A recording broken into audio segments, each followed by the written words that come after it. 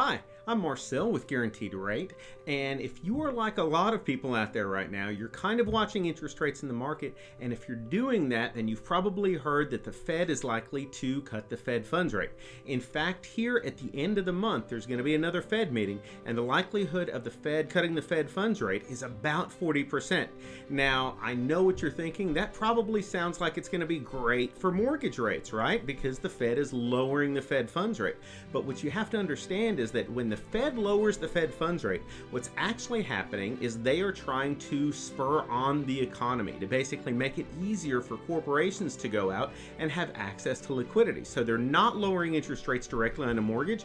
They're in essence making it easier for financial institutions, businesses, and corporations to have access to that liquidity at a lesser rate. So when that ends up happening, it generally spurs on the stock market, which means that the stock market should do considerably better. So what you have to know is that, well, where is this money coming from when the stock market does better? Well, generally it comes from some of the safe haven sources. So right now that money is sitting in mortgage-backed securities, treasuries, and bonds, not earning a great return. It may only be earning about 0.5% or so.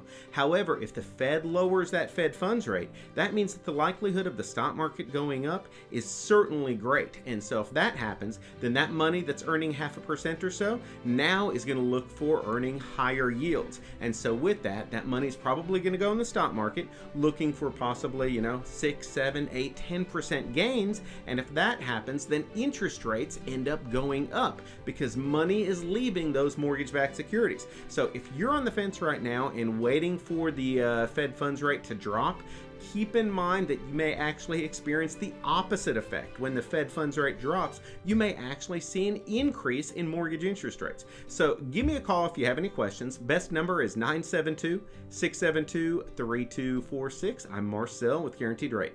Talk to you soon. Thanks.